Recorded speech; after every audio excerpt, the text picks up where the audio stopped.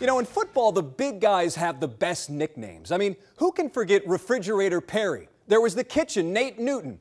Well, we found someone who tops all of them. Someone who is even too large for the NFL. Meet House, a minor league guy who may be the biggest football player ever. When this team makes a house call, the objective is to smother you. With John Taylor, number 71. Everyone just calls him House, but he's built more like a mansion. He's 6'11" and weighs 500 pounds. Makes you wonder what the other big guys say when they see him for the first time. I said, who is this man blocking out the sun? I'll tell you who he is. Possibly the largest player in the history of football at any level. Don't run my way. Pretty much, that's what I do. That's a simple philosophy from someone who makes things very complex. As a lineman for the Central Penn Piranha, House's job is to take up space. An offense can't block what an offense can't see. If they can't see the linebackers, they don't know where they're coming from. So the offensive lineman, he has to be double teamed. He's too big not to be. And if you still have doubts about how big this guy really is, this is House's jersey. Now, I'm 6'3", 195 pounds. And look at this thing. This is a 6X. It fits me like a dress. Don't fall into this trap, though, of thinking that House is all-powerful. He's not. But sometimes you get people who expect superhuman things. I'm still a human. In fact, most games he's watching, not playing, waiting for when that other team only needs a few tough yards. Still, everyone who comes in contact with House never forgets him. One time I actually fell and he fell on top of me, and I could have swore that I had 2 broken ribs. Painful house calls like that one are avoidable, according to the man who's 6'11" and 500 pounds. You got to catch me moving in one direction. You're not going to straight up just move me most times, but if you catch me moving in one direction, you can try and push me that way, but other than that. Yes, other than that, it takes an awful lot to move this house off its foundation. Yeah. Wow. And guys, a couple of things. House told me an NFL team did scout him once, but decided he was just too big. And he is concerned about his size and his health as he gets older. And he says he'll start losing weight when he's done playing football. My goodness. It is the toughest thing an athlete can face, the unknown. Nicole Bauer of Camp Hill is the first woman ever to win a race at Williams Grove. But get this, she has not been able to sleep after a bad crash there in July. Tonight, she drives again on doctor's orders. Round and round these cars go. Where this track takes Nicole Bauer, nobody really knows. The hope, though, is that after some unloading, tightening, and tinkering, she will feel good again about racing. Since crashing and flipping in late July at Williams Grove, Nicole has been trapped in a very dark place. Her mind replaying that wreck over and over, nightmares in HD. I'm just in the middle of sleep, and all of a sudden, I'm hitting the wall, and I'm waking up. No surprise, Nicole suffered a concussion, and now she's at Susquehanna Speedway, testing for the first time since the accident, trying to wipe away doubt, one lap at a time, on doctor's orders. She believes the best thing is for her to get back in the car, get out on the track, and know that when she goes into that first turn, she's not going to flip like she did the last time. Before she gets in, though, there's a hug from Mom and a helmet from Dad. Both are concerned parents. They know the risks, as does her crew chief, a legendary driver named Frankie Herr. That hurts you, you know, when you're going them speeds and create a crash like she had. That's pretty dramatic. But driving also feels pretty good, and it does again for Nicole. She takes one corner after another after another. That felt good. The drive inside never left her. When I was actually in the hospital, I asked the nurse if I could race the next night, and she just laughed at me and told me I was crazy. While these runs don't count, this was still a major victory for Nicole Bauer, being back on the track, driving away those nightmares. And Nicole feels so good. She believes that she will be able to run the National Open, not this Friday, but the next Friday. We talked to Ray Lewis the other day, and we have a much different story. Ray Lewis is coming back. The Super Bowl will not be the last dance for Ray Lewis. Ray Lewis has more football left in him. He even told us so. Right now, the fire's still burning, so I'm gonna ride it till the wheels fall off. What, were you expecting him? The real prize is actually going to win the Super Bowl. One of the most feared linebackers ever? His leadership obviously is really important for us. No, we found Ray Lewis living in Lancaster, Pennsylvania, and he plays minor league football. That's Ray there, catching a game-winning touchdown pass in this video on YouTube. And yes, Ray hears about that other guy all the time. It never gets old. I love it. And just to prove that this is really Ray Lewis, here's a certificate from work right there. There's the name, Ray Lewis. So, what will Super Bowl week be like for him? Get up and regular work, 8 to 5 job. Also part of the game plan, playing dad to Destiny and Isabella. Not only are they good at coloring, they're also Ray's biggest fans. Who's that? Strawberry shortcake. Okay. And he's become a fan of the other Ray Lewis, despite growing up in D.C. I've learned to love the Ravens. Not as much as the Redskins, but close enough. So Ravens fans, don't worry. Sunday will not be a last dance for Ray Lewis. Ray Lewis is more than happy to make it his own. Yeah, I actually been working on my Ray Lewis dance. I'm kind of putting my own little touch on it, so you might see a little something. And I got to tell you, people around here have been very impressed that I scored a one-on-one interview with Ray Lewis. Rob and Tanya, the Harrisburg Horizon loves having Akeem Washington on its team. I mean, that's a fact. But here's more. What Akeem Washington once did was vicious. He kidnapped an ex-girlfriend, the mother of his child, and later slashed her throat because he thought she was seeing another guy. Thankfully, she survived. Now, the judge who sent him to prison, though, mentioned something about Akeem still having potential. 7 years later, Akeem Washington might finally be living up to it.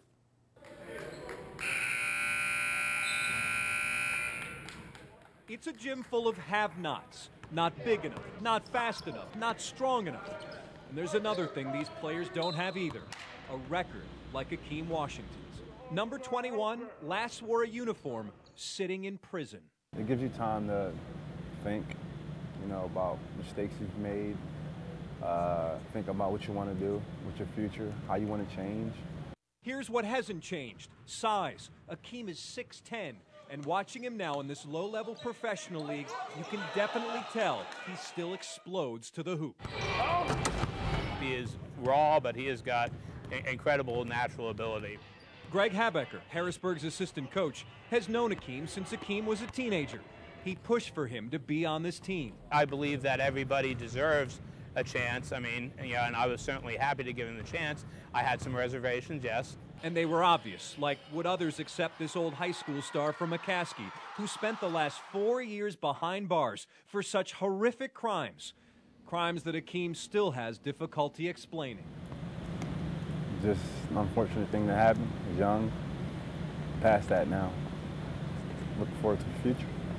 Was there any reluctance on your part to bring Akeem in to play for this team? Well, certainly we considered it very carefully. Dick Anzalot is the owner of the Horizon. And he's really responded very well and has been very responsible, shows up on time, plays hard, and is really improving his game.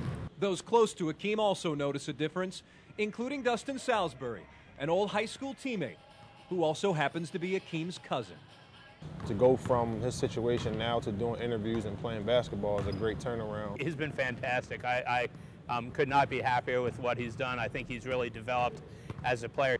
Akeem is now 28, still on probation, hoping to make the most of another shot at playing, like every guy in this league. From the smallest thing to the largest thing, we all deserve a second chance. The dream of being a basketball star never dies, and Akeem now has another goal, to simply be a model citizen. I still want to do basketball as much as I can, but I just want to be a great father, a dad, a person, a man.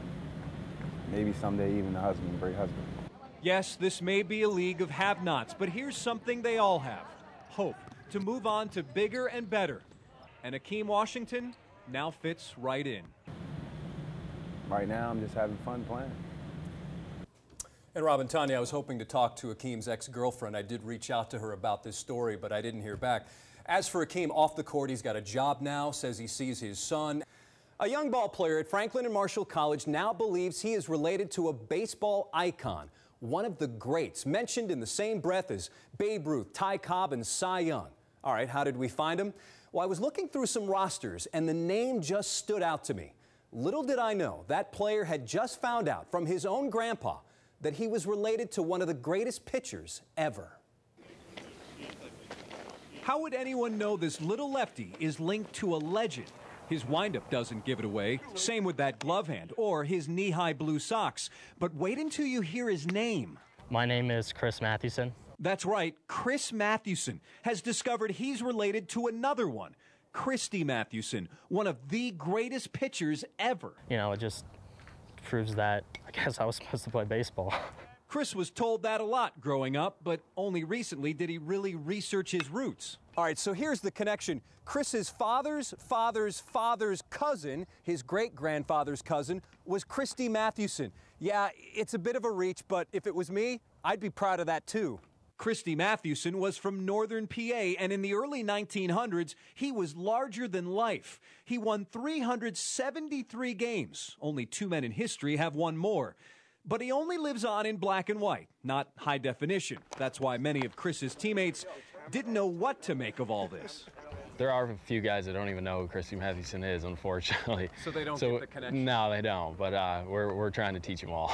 Chris is also learning how to pitch. He is just a freshman, won just 1 game this year. Odds are he'll never mow him down like Christy did. Got a good breaking ball, really good changeup. Not going to blow anything by you, but he commands the strike zone pretty well. When I have a good outing, I guess I credit more of the relation, and when, you know, a bad outing comes into place, I guess I downplay it. So obviously one's DNA has very little to do with their ERA. So Chris doesn't feel any pressure now to live up to a legend. He says it's just cool having this connection to the great Christy Mathewson. I just think it's awesome that there's a relation, and, you know, both playing baseball, so it's really neat. It is neat, and Chris is from Delaware County. That's about 2.5 hours from Factoryville, which is where Christy Mathewson was from. Playing your heart out. It's what every high school senior does during football season. And there's so much at stake, like a shot at playing in college. CBS 21 Sports Director Jason Bristol live in the studio with one football family hoping for a Hail Mary. Yeah, Rob and Tanya, this high school football player from Cumberland County is really giving it his all, while his father is giving it all he has left. This story is truly one for the heart. Find a way to get it done. There's no other option for Trinity football and its top lineman, Chaz Wagner. The biggest challenge is really with our numbers, because we really don't have that many kids on the team. That's why on game night, you see Chaz, number 58, on offense and defense. You know, he was pretty determined that, you know, one way or the other, he's going to try to go both ways, and he's going to fight through anything that he had. Did you hear that? Fight through anything. While Chaz is out here 4 or 5 days a week, playing to win, playing to impress college coaches, and playing his heart out, his father's heart is simply giving out. Simply put, Chaz's father needs a heart transplant. A quick blow here, staying low there, driving that sled. Chaz does it, but his father Chuck has trouble just walking. That is reality when you need a heart transplant. If I don't get a heart, I'm going to die. Chuck's heart is rejecting an artificial valve that's been working fine for more than 20 years. When you've been waiting and waiting for a transplant, your best days are Fridays. Being in the bleachers, snapping pictures, rooting on your son and the sons of others. You know, they always come up and ask me how I am. And, you know, can I do anything for you, Mr. Wagner? Yeah.